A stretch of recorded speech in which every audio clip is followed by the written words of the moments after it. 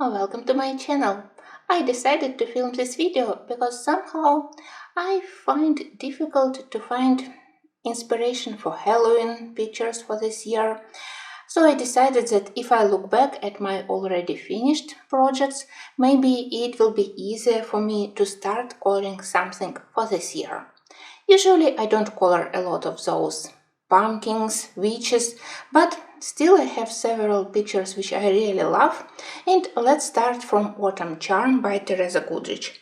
Usually I prefer to color normal fall landscapes in her books, but I also have Halloween projects, and this one I did, I think, last year.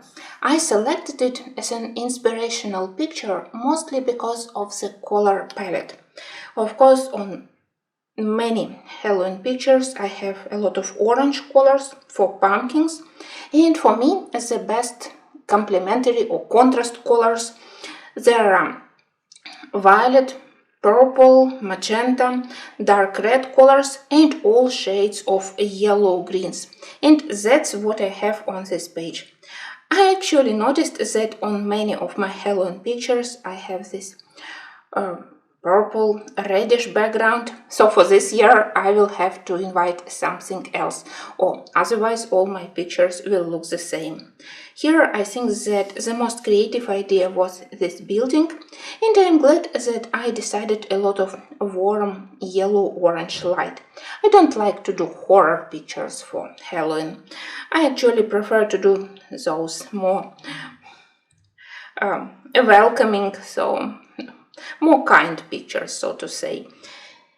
And I think that this color palette, you will see it a lot in the next books. For example, here I have the romantic country, and color palette is almost the same, but here textures are different because first I used Neocolor crayons, and then I decided that I need to mask a little bit those not very good stains which I received from Neocolors, so I added a lot of shiny paints, and it also can be a nice inspirational idea for slightly more crazy, more festive Halloween background.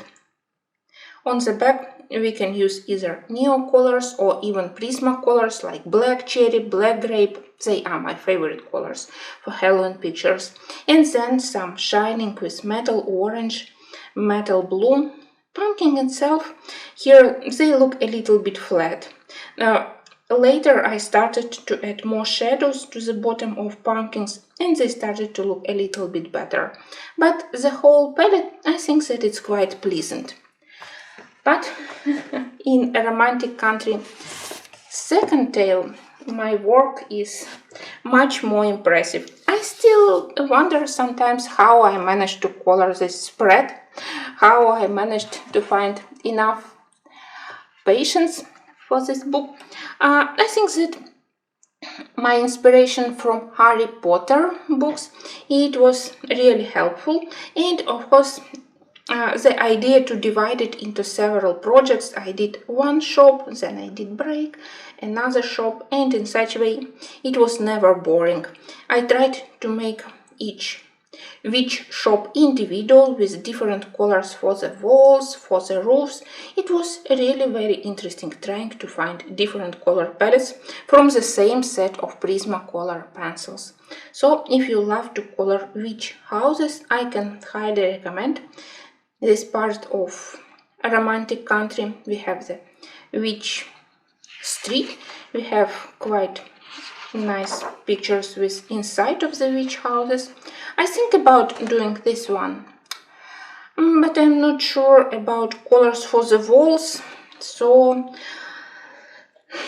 I'm tempted to do it similar to the color which I selected for the central building, but I'm not sure how it will look for the insides. So I do love the page, but I can't decide about color palette. So far I am still enjoying this spread. I remember that the most fun part was to look at all those bottles which we have inside, but the old shop also is quite cute. I said that I rarely do very disgusting Halloween pictures, but in Beauty of Horror, because of the style of the books, I did several not very pleasant pictures. My favorite in Beauty of Horror number 2 is this picture with ghosts, probably. So I tried to show that here we have kind of magical portal, and those children, they pass the threshold between two walls. And to make it a little bit more magical, I added this smoke around them. I do love this book because it has nice paper, so you can experiment with things like shining, smoke, transparency, and it's okay if you mess up a little bit. The style of the book allows you to do some errors. I'm glad that I decided to stay in a limited color palette for their clothes. I think that it makes even more interesting this effect of the background. And another fun page, which actually reminds me about opening ceremony of Olympic Games this year. I actually laughed when I looked at ceremony. You probably remember that moment. Here, this page was inspired by French Queen Marie Antoinette, unfortunately, who lost her head. And my picture definitely looks slightly similar to the scene which we saw on the Olympic game opening. Similar color palette to the previous one. I think that this color palette helped me to attract all attention to the bloody red on her neck and head. I think that everything worked well, but mostly I am proud of the fabric which I did here. From what I saw on Marie Antoinette portraits, she loved those silk, slightly transparent elements on her dresses, and that's what I tried to show here. I have a video for this one and for those pictures also, obviously. So in this book it's smaller version, Beauty of Horror Tricks and Treats. This one, it's my favorite so far.